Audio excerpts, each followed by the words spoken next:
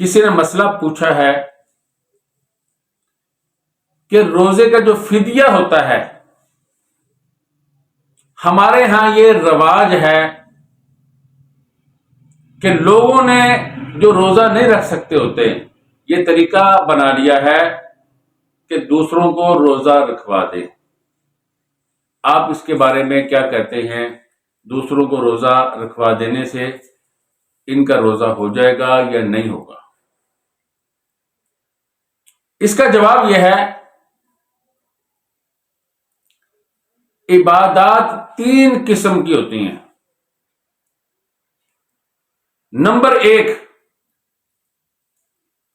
بدنی عبادت جو جسم کے ساتھ تعلق رکھتی ہے، جیسے نماز ہے، جیسے روزہ ہے، جیسے اعتکاف ہے۔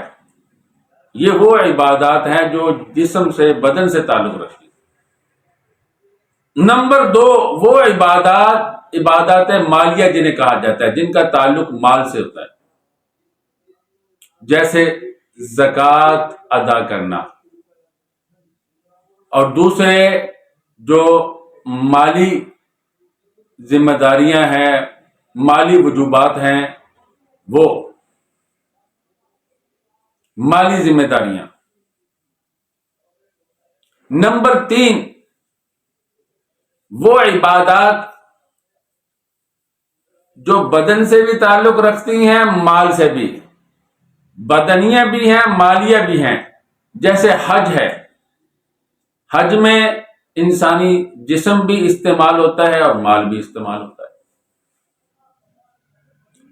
جو پہلی قسم کی عبادات ہیں، عبادت بدنیہ، ان میں نیابت نہیں چلتی کہ آپ نماز نہ پڑھیں، آپ کی جگہ پہ کوئی دوسرا نماز پڑھ دیں تو آپ اس ذمہ داری سے سبق دوش ہو جائے، ایسے نہیں ہوتا۔ آپ روزہ نہیں رکھ سکتے، آپ کی جگہ پہ دوسرا روزہ رکھ لے، ایسے نہیں ہوتا۔ عبادت بدنیہ میں ایسا نہیں ہوتا۔ آپ نے اعتکاف کرنا ہے، آپ نہیں کر سکتے، آپ نے دوسرے کو بٹھا دیا، وہ آپ کا اعتکاف ہو جائے، ایسا نہیں ہوتا۔ نمبر 2، عبادات مالیہ جیسے زکوٰۃ ہے۔ عبادات مالیہ کے اندر نیابت چلتی ہے۔ کوئی دوسرا آدمی آپ کی طرف سے زکوٰۃ ادا کرنا چاہتا ہے تو زکوٰۃ ادا ہو جائے گی، وہ کر سکتا ہے۔ نمبر 3، وہ عبادات جو بدنیہ بھی ہے اور مالیہ بھی ہیں، جیسے حج۔ ان کے اندر بھی نیابت جائز ہے، مگر اس کی خاص شرطیں ہیں۔ اگر کوئی کسی کی طرف سے حج کرنا چاہتا ہے، وہ کسی عالم سے رابطہ کر کے وہ جو خاص شرطیں ہیں ان کے بارے میں معلومات حاصل کر سکتا ہے۔ تو اب روزہ ہے، یہ عبادات بدنیہ میں سے ہے۔ اس میں ایسا ممکن نہیں ہے کہ آپ نے روزے نہیں رکھے، آپ کی طرف سے آپ کی والدہ رکھ لے، یا آپ کا والد رکھ لے، یا آپ کی بیوی رکھ لے، یا آپ کا بیٹا رکھ لے، یا کوئی غریب مسلمان وہ آپ کی طرف سے رکھ لے، ایسا نہیں ہوتا۔ جو آدمی روزہ رکھنے کی طاقت نہیں رکھتا، وہ گرمی کے روزے رکھنے کی طاقت نہیں رکھتا تو سردی میں رکھ لے۔ فدیہ اس کے ذمہ، نہ اس کی طرف سے فدیہ قبول کیا جاتا ہے، نہ اس کے ذمہ واجب ہوتا ہے۔ سردی میں رکھ لے، سردی کے چھوٹے دنوں میں رکھ لے۔ اگر اس سال نہیں رکھ سکتا، 1 سال کے بعد صحت مند ہو جائے گا، پھر رکھ لے۔ اگر ڈاکٹر کہتے ہیں کہ آپ اتنے بوڑھے ہو گئے ہیں، یا بیماری ایسی آپ کے اوپر آن پڑی ہے، اب صحت کی امید نہیں ہے، اتنی صحت کی امید نہیں ہے کہ آپ روزہ کبھی رکھ سکیں گے، ایسے لوگوں کے لیے فدیہ ہوتا ہے۔ اور وہ بھی فدیہ دینے کے بعد اگر صحت مند ہو گئے، اللہ انہیں صحت مند کر دے، تو دوبارہ روزے ہی رکھنے پڑیں گے۔ وہ فدیہ جو ہے وہ نفلی شمار ہوگا، نفلی صدقہ شمار ہوگا۔ یہ بات اچھی طرح ذہن نشین کر لیجئے۔ اللہ نے دوبارہ صحت دے دی، اللہ تعالیٰ صحت دیتا ہے، اللہ کے خزانوں میں کوئی کمی نہیں ہے، مانگنے والوں کی کمی ہے، دینے والے کی کوئی کمی نہیں. وہ دوبارہ صحت دے دیتا ہے، دوبارہ مال و دولت دے دیتا ہے، ہر چیز دے دیتا ہے. تو دوبارہ صحت دے دیتا ہے، تو پھر دوبارہ وہ جو فدیہ دے دیا تھا، یہ سوچیں کہ فدیہ دے دیا تھا بس اب نہیں، وہ نفلی شمار ہوگا، آپ کو اس کا ثواب ملے گا. آپ کو دوبارہ روزے رکھنے پڑیں گے. اب آپ بات میری سمجھ چکے ہوں گے کہ وہ لوگ فدیہ ان کی طرف سے ہوتا ہے جن کو صحت کی امید نہ ہو. وہ بھی فدیہ دینے کے بعد اگر صحت مند ہو جائے تو روزہ ان کو بھی رکھنا قضا کرنی پڑتی ہے. اب خلاصہ یہ ہوا کہ جن کو کوئی دیندار ڈاکٹر کہہ دے کہ تم روزہ نہیں رکھ سکو گے، تمہاری اب طبیعت اس کے متحمل نہیں ہو سکتی، دن بدن کمزوری کی طرف جا رہی ہے، تو وہ اپنا فدیہ دے سکتا ہے. فدیہ کتنا دینا اور کس کو دینا؟ جس کو زکوٰۃ دے سکتے ہیں اس کو فدیہ دے سکتے ہیں، یہ ذہن میں رکھ لیں. جس کو زکوٰۃ دے سکتے ہیں، جس کو زکوٰۃ دے سکتے ہیں، جس کو زکوٰۃ دے سکتے ہیں، 3 دفعہ کہا ہے، اچھی طرح سمجھ لیں. اور کتنا دینا ہے؟ 2.25 کلو گندم یا اس کی قیمت، احتیاطاً 2 کلو گندم کر لیں.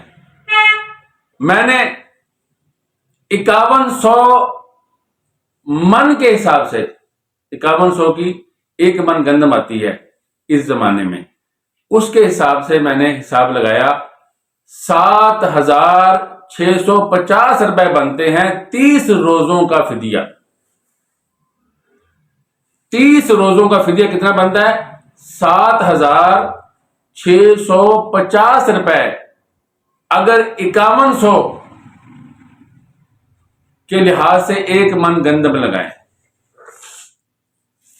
اگر 29 روزے ہوئے ہیں تو آپ اس حساب سے کم کر لیں 1 روزہ. اگر آپ کے علاقے میں گندم کی قیمت زیادہ ہے تو آپ اس حساب سے کہیں سے بھی، کسی دکان سے بھی گندم کا ریٹ معلوم کیا جا سکتا ہے. 2 کلو گندم کا احتیاطاً آپ گندم یا اس کی قیمت، اس کا آپ کہیں سے بھی معلوم کروا سکتے ہیں. یہ مسئلہ میرے خیال میں اچھی طرح واضح ہو چکا ہے. اب رہا یہ ایک صورت اور ہوتی ہے، آپ صدقۃ الفطر کی مقدار جو میں نے 2 کلو گندم کا کہا 1 روزے کا فدیہ بنتا ہے، آپ وہ نہیں دینا چاہتے. آپ کہتے ہیں کہ میں فلاں آدمی ہے، غریب ہے، اس کو فدیہ دیا جا سکتا ہے، اس کو زکوٰۃ لگتی ہے، میں اس کو 2 ٹائم پیٹ بھر کے کھانا کھلا دوں گا تب بھی 1 روزے کا فدیہ ادا ہو جائے گا. 2 ٹائم پیٹ بھر کے کھانا کھلا دوں گا تو تب بھی 1 روزے کا فدیہ ہو جائے گا. اگر آپ نے 30 دن اس کو 2 ٹائم پیٹ بھر کے کھانا کھلا دیا تو 30 روزوں کا فدیہ ہو گیا. دونوں طریقے ٹھیک ہے کہ آپ 2 کلو گندم دے دیں یا اس کی قیمت دے دیں. 2 کلو کے حساب سے 60 کلو گندم بنیں گی اور قیمت کے لحاظ سے 7650 روپے بنیں گے. آپ کسی کو دے دیں جو آپ سمجھتے ہیں کہ اس کو زکوٰۃ لگتی ہے، یہ مستحق ہے، آپ اس کو اپنا فدیہ دے سکتے ہیں. چاہیں تو یہ طریقہ بھی رکھ سکتے ہیں، 2 وقت کا کھانا کھلا دیں، صبح رمضان کی سحری، رمضان کی افطاری، یہ بھی ٹھیک ہے.